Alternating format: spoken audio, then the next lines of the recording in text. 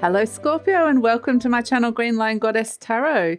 This is your monthly reading for November and we are in Scorpio season. We will move to Saggy season, but happy birthday to all you beautiful Scorpios who are having a birthday at this time. Very exciting. And when I was tuning in, as you know, we're in eclipse season. So this is going to be affecting you. And I got the words, Scorpio will undergo a profound shift and change. And yeah, the new moon's occurring in your sign at the end of October. We're going to have a whopper of a full moon, a total lunar eclipse on the 8th or 9th of November, depending on where you are in the world, in your opposite sign, the sign of Taurus, at 16 degrees of Taurus. This is going to be huge, and this is going to be activating a change, or it has the potential to activate change and the start of a cycle of change to come through. And because it's on your axis and your opposite sign Taurus axis, this is where you could be feeling this very personally as well. It could actually be changing your perception or your view on the bigger picture of your life, or in a particular focused area of your life. So we've got Knight of Feathers, action and focus. So I do feel like, I feel like there's a lot, when I get a sense of you, I'm getting this sense of expansion, like there's a lot expanding and growing on a soul level for you. But at some point, you're going to be wanting to push this into action. This is quite literally the Knight of Swords. So it is a Gemini energy. Gemini is going to be in Mars, but Mars is going to be retrograde. So it's a sense of going back over a whole heap of things and reworking it and looking at motivations and really questioning some of the motivations and the reasons why you've been wanting to do things or other people's motivations. I find it kind of fascinating, and I think it could be quite a fascinating process of just going back over what drives you, what desires you have, what motivates you in life, and then just kind of this big kind of reevaluation of that I'm getting with this energy of Knight of Feathers, action and focus. So I do feel like there's certain things that are going to kind of be brought to your attention where you go, I might need to put a little bit of extra time and effort and energy into that. That's something that's coming up that's getting like, it's almost like you're reviewing and testing everything. And some things you go, no, it doesn't feel great anymore. I'll just not putting energy into that. But there's going to be certain things that you go, yes, that actually feels right. That's where I want to be focusing my energy. That's where I want to be, creating some change in my life and or at least just focusing on that area with this kind of laser-focused analysis is coming through. So let's see what else is shifting and changing for you. My goodness, okay. Those cards, I barely touched the deck and they fully came out. Sword 10, wow, Uranus, Gemini, and Wand Ace, Fire. So a lot of Gemini coming in. So Gemini energy is a lot to do with your mind, with what's going on inside your mind, with your thoughts, with what you're learning, what sort of information is coming to you, what you're teaching as well if you're a teacher. But the Sword 10, Uranus, Gemini is where you're saying no to something and yes to something else. Yes to the Wand Ace, no to the Sword 10. It's very, like we said, that kind of very decisive action of, no, I don't want to do that anymore. I don't want to put any energy into that anymore. Yes, this is the Wand Ace. Yes, this is exciting me. Yes, this is like something I can get passionate about. Yes, this is something I can get motivated with. So, yeah, interesting. It's, almost like you got with the Uranus energy, it's like seeing something in a very, very different and new light. New information might actually be coming to light where you're going right, no, and yes to something. So, yeah, the Sword 10 Uranus Gemini is when you could potentially be letting go of a whole heap of old belief systems or something that just took up a lot of space inside your mind. So, but I like this Wand Ace, Fire. I feel like it's passionate, it's air, it's not Aries, it's Mars energy as well. So Mars is one of the rulers of your sign. So I feel like you are connecting into this and getting really motivated because Aries is in Gemini as well. So it's a lot of Mars and Gemini kind of energy, working with ideas and new passions. So it feels really exciting and motivated. It does feel like that you're sifting through a lot of stuff and getting, finding out where you want to go, where you want to head. It's like, this is where I want to head. So yeah, I feel really, I've got a lot of energy. I'm feeling excited about some things just by quite literally going back over some old stuff. So let's see what else is coming through for you, Scorpio. Wow, a lot of passion coming in with this. I love it. So let's see what's coming in. So yeah, great time. Like if you want to connect that passion with what's going on inside your mind, great time to learn, study, learn a lot of new things about somebody else or the situation, just a lot. So, yeah, fantastic. So let's see. Scorpio, I just wanted to let you know that this reading is for Scorpio, Sun, Moon and Rising. So, interesting. Just they're saying with the Sword 10 to bring up the South Node.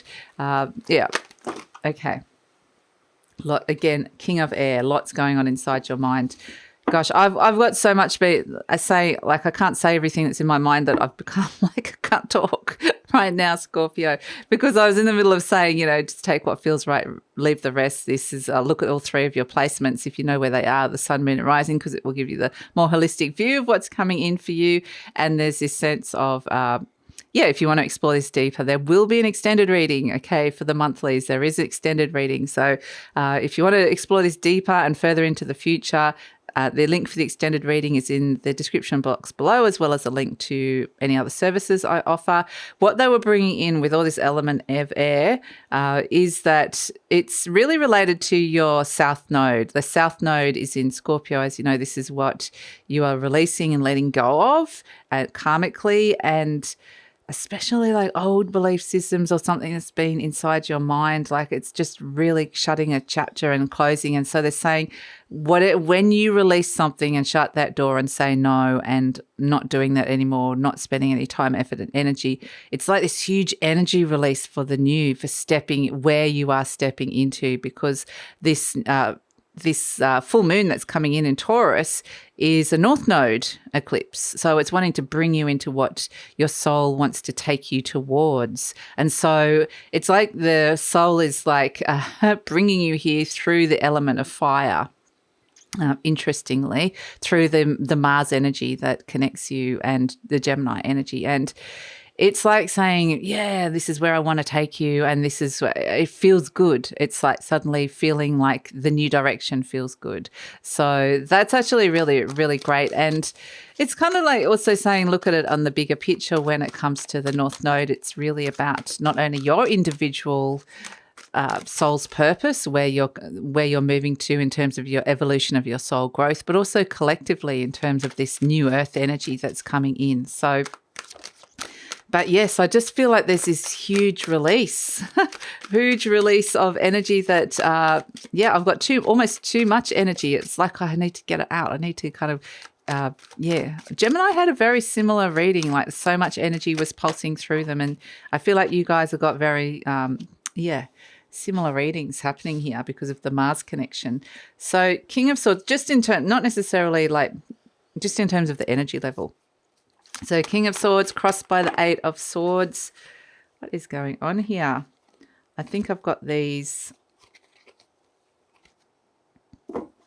Okay. No, I don't want to do that. Okay, so I want to keep going. King of Swords crossed by the Eight of Swords. So you're really overcoming some limitations around you, limited forms of thinking, whether that's yours. How can you break free of that? How can you make some ideas or some decisions that are coming through that can break free of limitations and potentially contractual agreements? So, yeah, I mean, the eclipses, they do bring up a lot. We do see that a lot's being brought up here to the surface to be cleared. And, look at that. The Ten of Swords again. Wow. Beautiful. Okay. And we have the Eight of Pentacles. You're going to be working. You're going to be working. It's the card of work. So whether it is around your actual work or whether it is around things that you are working on in terms of soul growth lessons or just in general what you spend a lot of time doing in your life, it's You're going to be putting in the work. The work's going to be asked of you here. And that happens with the eclipses. It does ask you to work, but then you get the rewards afterwards. So we have as a situation the King of Swords. This is the card of Aquarius. So the King of Air, very detached, emotionally detached. So detached from drama is the situation, wanting to just be in your head, rational mind, not thinking about the emotions at this moment, even though, the Queen of Cups is in your conscious mind. But the King of Swords is very much wanting to make some rational decisions, come up with a plan of sorts. It is crossed by the Eight of Swords, so it's kind of like perhaps asking, where have you built a cage for yourself or around yourself that you want to break free of? Asking that question, especially inside your mind. So, I mean, the thing with this Eight of Swords is that these binds around the character are pretty loose. It can always break free. Could have broken free at any stage. So, definitely I feel like you are breaking free. You've got that Freddie Mercury Queen song, I want to break free. In your conscious mind, you do have the Queen of Cups. It's not like you're totally not thinking about how your feelings, because the feelings are here with the Queen of Cups, but it's more like I need to make decisions not based on what I'm feeling, but based on the situation, by emotionally detaching, seeing what's best for the situation, and then letting my heart flow after that. But in your conscious mind, you do have this Queen of Cups energy. So this is very much, thinking about love, love and compassion, or somebody that you love. It doesn't have to be gender specific just because it's a queen. This is the divine feminine coming through. Now, for some of you, this is about how you've been looking after yourself, nurturing yourself. It's a mother energy as well. You could be thinking about your mother or relationship with mother, or how you were taught, some deep questioning about how you were taught to nurture and look after yourself. So there could be some things coming in around that as well. That maybe that's the female ancestral lineage. Could be something that's coming up, especially in terms of releasing some kind of belief systems, especially to do with like your parents, and the way you were treated, your parents' beliefs. So that's something that could be coming through with this as well. There could be a sense of a need to disentangle yourself, perhaps, from a complicated relationship. Complicated relationship where there are emotions there, but you need to kind of just be in your head for a little bit to kind of find the clarity. So that comes through with it as well. At the base, we've got the Four of Pentacles. So this is, what are you holding on to for fear of letting go with the Four of Pentacles? So it's interesting because you've got this sense of saying no, an ending and a beginning all at once. It's like something ends, something begins. It's black and white kind of energy. It's like very clear cut. It's not, there's no overlap here. It's like, boom, this is ending, I'm saying no, and boom, this is beginning, I'm saying yes. So there could be a very clear cut transition in your life that occurs. But the Four of Pentacles, maybe there's a little bit of fear around all of this because there is a lot of change, and that's fair enough as well. It does bring up a lot. But it's also about what sort of foundations you're bringing, asking some big questions about the foundations in terms of your money, your resources, how that's been working for you. Have you got a solid foundation? Is that something you're trying to build at this moment in time? So there could be a sense of achievement that comes through with it as well if you're making some really successful yeses and nos and building this foundation, which is really fantastic. So in the recent past, so I think there could be a lot of complicated stuff coming up around resources and relationships as well, which is why you're kind of disentangling yourself. Do you, and with how that's working, how money works within relationships. And it's just, I just get this sense of I need my space for the moment to work out the situation. I can't have you kind of coming in and distracting me or, somehow making things a little less clear. In the recent past, you got the Page of Pentacles. So it's like you kind of had this new opportunity here that there's something you're wanting to develop, something especially on the material plane with the Pentacles. So the Page of Pentacles has gone, Yeah, I've got this. I kind of have this idea, or there's a new opportunity that's come through. So whether there's been a shift in the way that your living situation, or a shift in your work and career, a shift in the way that your resources have worked, there's messages coming in and new developments that have come through in the past that has sort of precipitated and shifted a change. I just get a real sorting out of resources is a big thing that could come through with all of this. In the near future, we've got the Five of Swords. So there's a little bit of conflict, only because I feel like, yes, you are making some very clear-cut yes-no decisions here. And really a sense of could seem quite cool as well, like quite cool to somebody that you're emotionally involved with, or it's just kind of that sense of you needed to detach, or you might find that you need that. So it could create a little bit of a conflict in that somebody might not understand some of these decisions, or might not understand, the page that you're on at this moment in time. But I think you got to do what you got to do here. That's kind of what I'm getting. You're presenting as the Justice energy, so pretty impartial. Again, like the King of Swords, both of them are pretty impartial and detached, kind of pretty cool types, really. The Justice energy is saying, look, I'm having a look at this situation and looking at what's true and what's fair. And, looking at contracts, what's been agreed, and how can we perhaps, you might be feeling bound to a contract, some sort of contractual agreement, or perhaps you're wanting to hold yourself or somebody else to a contract. I feel like it's sort of like this impartiality is really important, but the contract itself is important. So this could be a soul contract with somebody else, what you've both agreed to, or what are kind of like the unwritten rules of a relationship. And then it can also be work contracts. Perhaps you're embarking in some kind of new contractual agreements that are coming through here, whether it comes to legal contracts. So energy surrounding you, you've got the Three of Swords.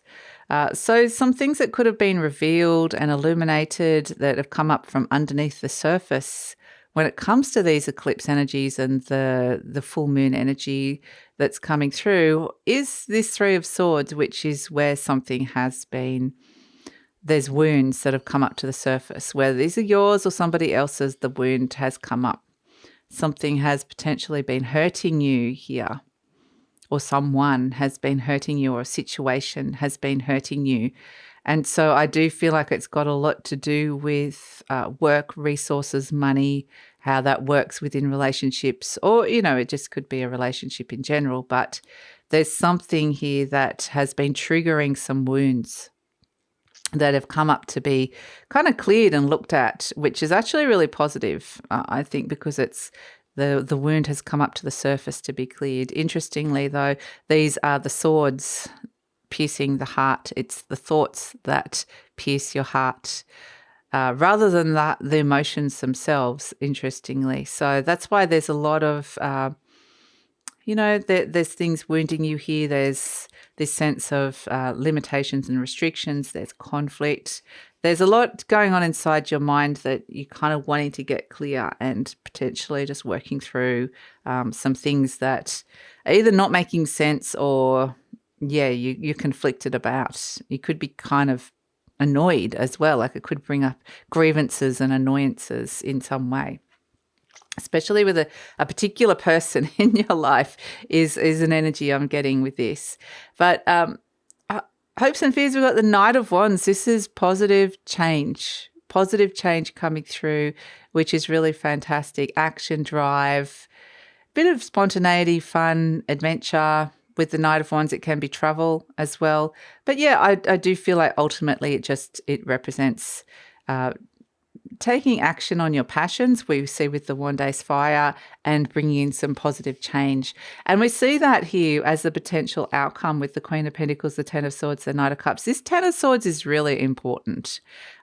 We can see the darkness is lifting. There's a new dawn. The 10 swords are still in the back of this person. So there could be themes of betrayal that come around with it.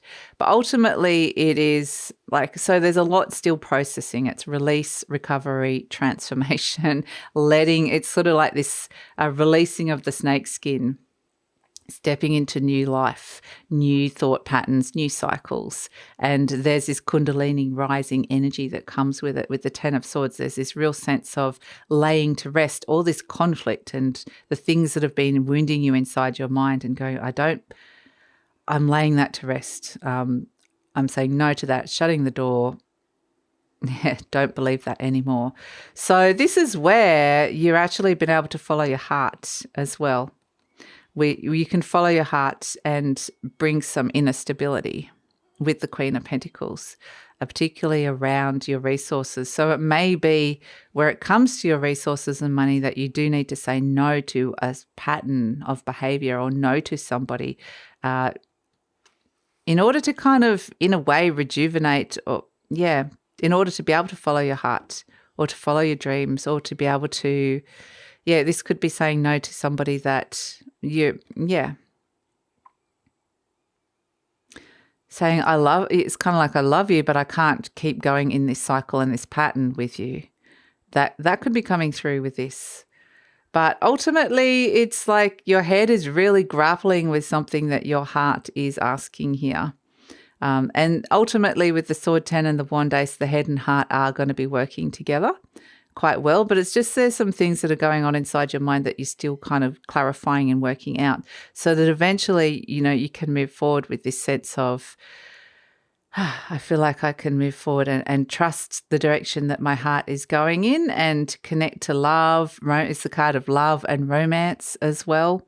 And but just bringing a sense of shutting a chapter or that however it comes in, or just telling somebody I'm not doing that anymore, opens the door for love. So it's kind of like one of those sort of, feels like a bit of a paradox, strangely enough. But we've got the Eight of Pentacles coming through. So this is, as an overall energy, it can be to do with your work. So if you're being very discerning, or maybe there's a lot on your plate with work, maybe you're starting up something very new with your work and you have to kind of say no to something in order to focus on it as well. But I really feel like you're wanting to focus on money, inner stability, and just feeling better about the direction that you're heading in at this moment in time. So the Eight of Pentacles is asking you to do the work, and it could quite literally be around your work. So let's see. Let's pull. It just feels like everything stabilizes, which is really nice. And it's a sense of, okay, I've cleared out a lot of stuff that needed to be cleared up, a lot of stuff. So let's see what the universe wants you to affirm to yourself. It says, I am worth loving. Okay, I like this. I do not have to earn love. I am lovable because I exist. Others reflect the love I have for myself. Beautiful. And that's what the Queen of Pentacles is doing. She's holding her value close to her and nurturing it so that she can move forward with love. It's the divine feminine coming in and saying no to any thoughts that may be blocking that. So, it's beautiful. We've also got my future is glorious. This is you heading off into the next, into the future path, feeling good with your cup full. So beautiful, trusting your intuition. Listening to your heart. I now live in limitless love, light, and joy. Beautiful. All is well in my world.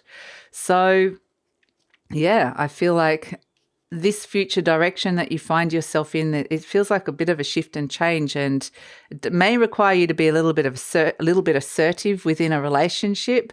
But I feel like it's really, really positive.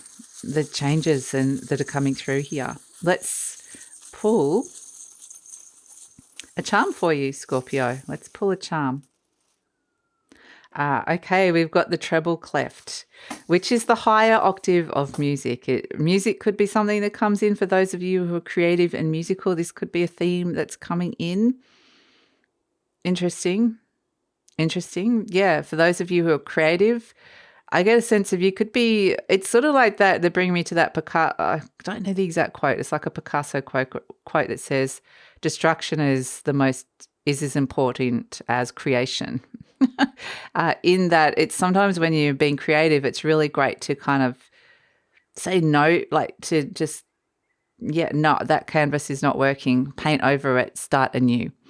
And so you've kind of destroyed the old in a way, and the process of destruction and the ending sounds a bit dramatic, is actually making the space for the new creation, the new thing that you're creating in your world at this moment in time. So again, it's those themes of birth, death, rebirth that are coming in, and transformation, which is very Plutonian energy that is that you're going to be working a lot with Pluto over this next month. So yeah, beautiful. I just feel like that's part of it. The cycle is that these new creations that are coming through, the thing that you bring in with the Ace of Wands, the fire, the passion, has to come alongside with the Sword 10. It has to be the destruction, the ending of something first.